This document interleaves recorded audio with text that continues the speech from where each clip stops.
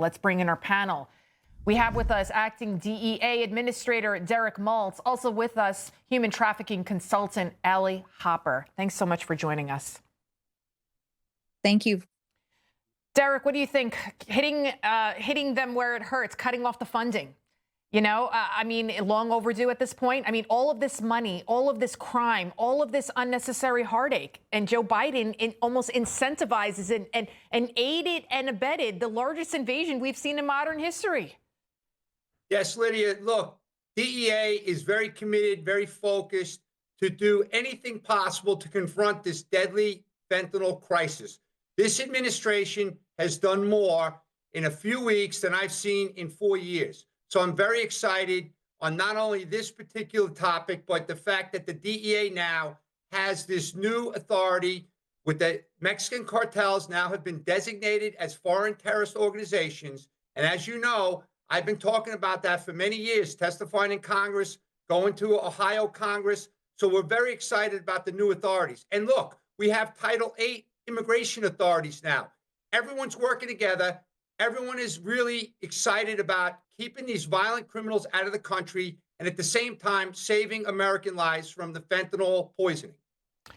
And then there's also the sex traffickers, right? Allie, I mean, the number of children, how many hundreds and thousands of children, migrant children have gone missing. We're seeing what's happening in cities with the prostitution skyrocketing. Why has that not been a priority for the previous administration? They seem to say they care so much about the migrants, but many of them are also being victimized. They absolutely are. I testified about that in Congress, about the missing, exploited, and unaccounted for children. These policies by the past administration facilitated the direct transportation of these children into dangerous situations whereby they are being sex trafficked, labor trafficked. There's been an increase in drug trafficking, and we are paying for it. That is on our tax dollars, and we're incentivizing the cartel to use our tax dollars and our programs for this bad activity. Derek, every time we had you on, we've talked about the drug poisonings. They're out of control. And, you know, can we get a handle on it? I mean, it's just, we're seeing that he's trying to work with China, slapping the tariffs on them, the Mexican cartels. We're seeing that crossings, they've plummeted since Trump has, you know, become the new sheriff in town. But it is a crisis. It is a crisis, the drug crisis, what's happening in our nation. Lydia, absolutely. We're already making a lot of positive strides. We're seeing now the Mexican government is stepped up. They're supporting the U.S. efforts. We have seen a decrease in the purity of fentanyl in America. We know the cartels are hiding. We know the cartels are on the run because in our world, in the DEA's world, with our multi-agency force now, the force of good to go after evil, we are going to disrupt, degrade, and destroy the cartels. We know we are working very closely with family organizations, community organizations, and we're looking to get education like we've never seen before so we can stop the demand.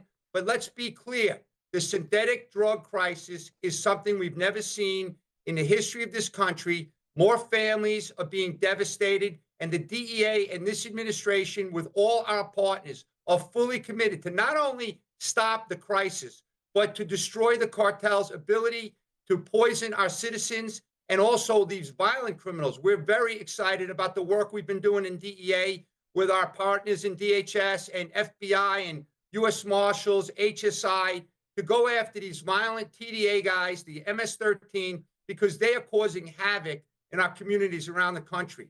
I mean, today's a good example. The 1-year anniversary of Lakeland Riley?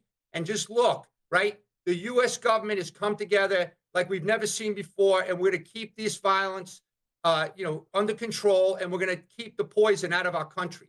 Derek just brought up what I was going to mention. Lakeland Riley, today marks 1 year since the murder of the 22-year-old nursing student from Georgia, killed by an illegal alien.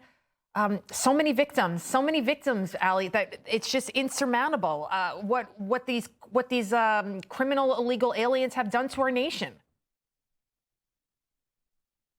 Allie? Absolutely. And the past administration allowed it by removing DNA testing at the border. They facilitated this crisis by allowing illegal aliens with criminal backgrounds into this country. They facilitated this process. This was a preventable death.